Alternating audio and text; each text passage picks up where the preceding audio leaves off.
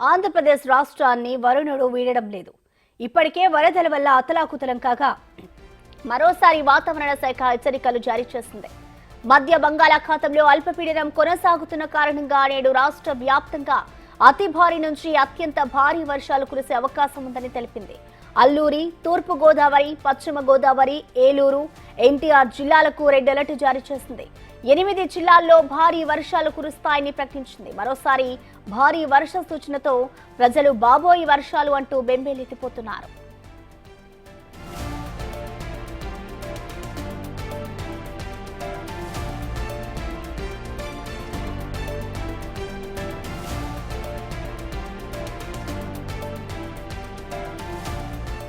విజయవాడను మళ్లీ వరద భయం వెంటాడుతోంది. నిన్న రాత్రి మరోసారి భారీ వర్షం కురవడంతో లోతట్టు ప్రాంతాలు, శివారు కాలనీలు, రహదారులు జలమయమయ్యాయి. సింగ్ నగర్, విద్వాధరపురం, భవానీపురం, రాజరాజేశ్వరిపేట, గ్రామీణ ప్రాంతాలైన అంబాపురం, జక్కంపూడి కాలనీ, రాయనపాడు, నైనవరం ప్రాంతాల్లో ఒక్కసారిగా 2 అడుగుల వరద నీరు పెరిగింది. దీంతో స్థానిక ప్రజలు వణికిపోతున్నారు. వరదల కారణంగా 6,882 కోట్ల నష్టం జరిగినట్లు ప్రభుత్వం ప్రాథమిక నివేదికను సిద్ధం చేసింది. ఈ మేరకు నివేదికను కేంద్ర ప్రభుత్వానికి పంపనుంది.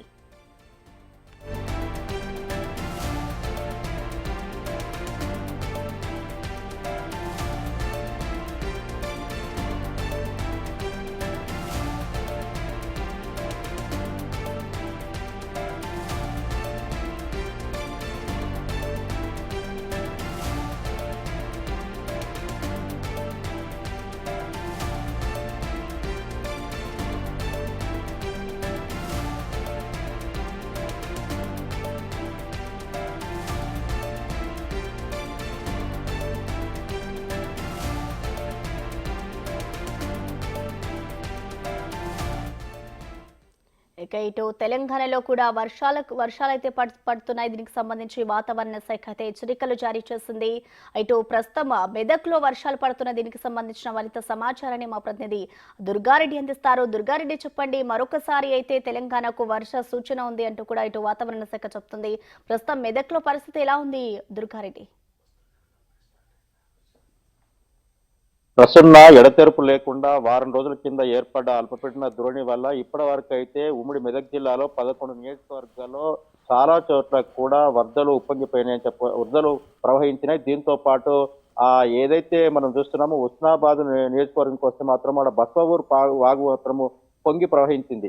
ఈ వాగులో రోడ్డు నిర్మాణం కోసం వచ్చిన బీహార్కు సంబంధించిన 9 మంది కూలీలను మాత్రము పోలీసులు ఏసీపీ మాత్రం సతీష్ ఆధ్వర్యంలో, రెవెన్యూ పోలీసుల ఆధ్వర్యంలో మాత్రము 9 మందిని వాళ్ళు కాపాడగలిగారు. ఆ తర్వాత చూస్తే మాత్రం అక్కడ తోటపల్లి, బెజ్జంకి మండలానికి సంబంధించిన సందిరి లక్ష్మణ్ మాత్రము చేపల వేటకు వెళ్లి తిరిగి వస్తున్న సమయంలో మాత్రమే ఆ గల్లంతయి 2 రోజుల తర్వాత శివం దొరికింది.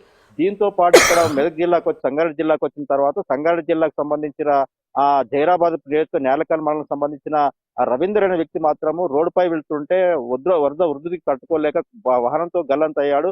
ఆ రాత్రి 12 గంటల తర్వాత అతను శివం దొరకడం జరిగింది గ్రామస్తుల గాలింపు చర్యలతో. దీంతో పాటు సంగారెడ్డి, అదే విధంగా ఏడుపాయల వనదుర్గ మాత్రం ఇప్పటి వరకైతే 8 రోజుల నుంచి దిగ్బంధంలో ఉంది.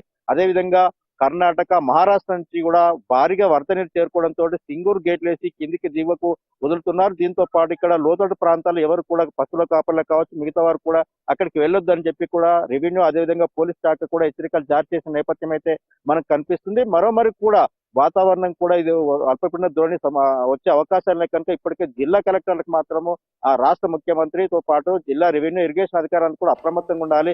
ఎక్కడైతే వరద ప్రభావం ఉన్న ప్రాంతాల్లో ప్రజలను కూడా సురక్షిత ప్రాంతాలకు తరలించే ఏర్పాట్ల దిశగా కొన్ని చర్యలు అయితే చేపట్టాలని కూడా ముందస్తు కూడా వాళ్ళకి ఆదేశాలు ఇచ్చినట్లు మనకు సమాచారం అయితే తెలుస్తుంది. దీంతో పాటు సంగారెడ్డి నియోజకవర్గంలో చూస్తే మాత్రం ఇప్పటికే కొన్ని అపార్ట్మెంట్లకు మాత్రము ఫస్ట్ ఫ్లోర్ వరకు నీళ్లు వచ్చాయి. నిజంగా నేషనల్, ముంబై, అదే విధంగా ఇక్కడ ఈ ప్రాంతాలకు వెళ్లే రహదారులు కూడా దిగ్బంధంగా వరదలతో పాటు అక్కడ రాకపోకలు నిలిపేసిన పరిస్థితి కనిపిస్తుంది ప్రస్తుతం మనకు.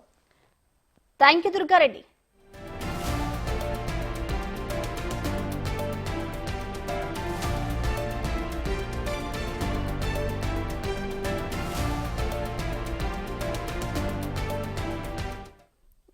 ఖమ్మం జిల్లా వ్యాప్తంగా కురుస్తున్న వర్షాలకు సంబంధించి మరింత సమాచారాన్ని మా ప్రతినిధి భాస్కర్ అందిస్తారు. భాస్కర్.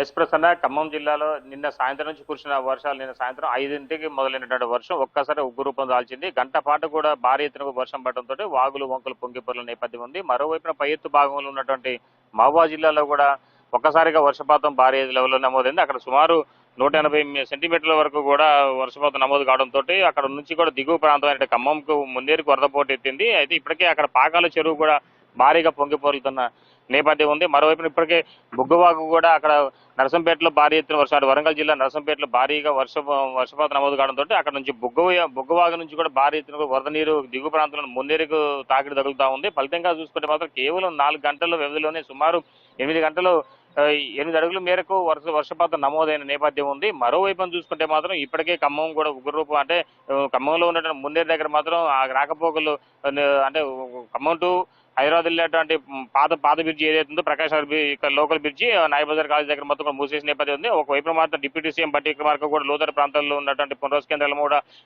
సందర్శించడం కూడా జరిగింది.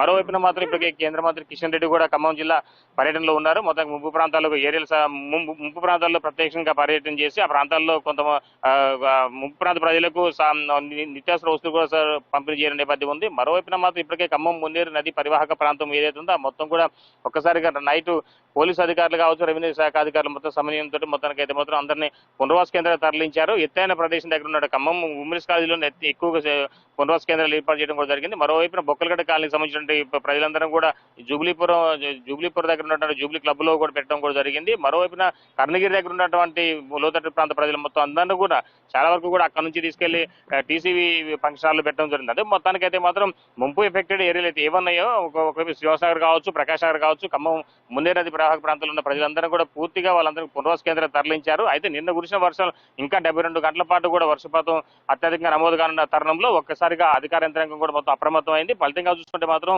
అక్కడ ఉన్నటువంటి ఎలాంటి ప్రాణ నష్టం జరగకుండా ఉండే విధంగా నైట్ పోలీసులు, రెవెన్యూ శాఖ అధికారులు మొత్తం కూడా అందరినీ కూడా బయట తరలించారు. మరోవైపున మాత్రం ఎవరు కూడా ఒకవైపున వాగుల వంకకు లేకుంటే చెరువుల వద్ద కూడా వెళ్ళొద్దని చెప్పి ఒక చిన్న వీడియో కూడా ఇవ్వడం కూడా జరిగింది. మొత్తానికైతే మాత్రం జిల్లా కలెక్టర్లకు ఒకవైపున మరోవైపు అధికార యంత్రాంగంతో పాటుగా మంత్రుల బృందం కూడా 3 మంత్రులు కూడా మొత్తానికైతే ఖమ్మంలో ఉన్నటువంటి వరదలు మున్నేరు ప్రభావిత ప్రాంతాల మొత్తానికైతే అందరినీ కూడా అలర్ట్ చేసిన నేపథ్యం అయితే ఉంది. ఎలాంటి ప్రాణ నష్టం జరగకుండా విధంగా అంత అధికారులు ముమ్మరంగా ఏర్పాట్లు చేసిన నేపథ్యం అయితే ఉంది. అయితే ఈ యొక్క వాతావరణం ఇంకా ఒక మరో 48 గంటల వరకు కూడా పరిస్థితి ఇలా ఉండనున్న నేపథ్యంలోనే మొత్తానికైతే మాత్రం ఎగువ ప్రాంతం నుంచి వచ్చిన వరదలు వస్తుందని చెప్పుకోవాలంటే ఇదంతా కూడా మహబూబాబాద్ జిల్లాలో ఉన్న డోర్నకల్లు, అదేవిధంగా గార్ల బయ్యారం అత్యధిక డోర్నకల్తో మొత్తం అత్యధిక వర్షపాతం నమోదైంది. అయితే అక్కడ మొత్తం కూడా అక్కడ నుంచి మొత్తం వరద మున్నేరుకే ఎఫెక్ట్ పడతా ఉంది. మరోవైపున ఆకేరుకు చెప్పుకోదగ్గ విషయం ఏంటంటే ఆకేరుకు కాస్త వరద ప్రవాహం తక్కువ ఉండటంతో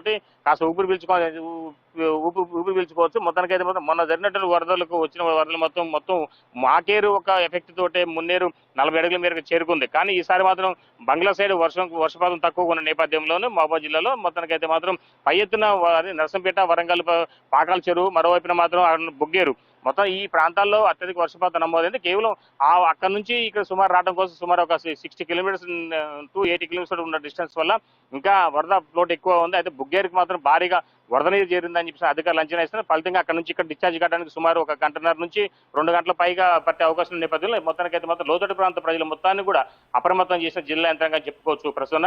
అయితే మరోవైపు రాజకీయ నాయకులు కూడా పార్టీలకు అతీతంగా కూడా సహాయ చర్యల్లో ముందుకు వచ్చున్నారు. మరోవైపున యువత కూడా అంటే ఈ మొత్తం కూడా ఈ సహాయ చర్యల్లో నిమగ్నమైన నేపథ్యం అయితే ఖమ్మం జిల్లాలో ఉందని చెప్పుకోవచ్చు. మరోవైపు భద్రాచలం జిల్లాలో కూడా పరిస్థితి ఇలా ఉంది. అక్కడ కూడా ఆరెంజ్ అలర్ట్ చేశారు.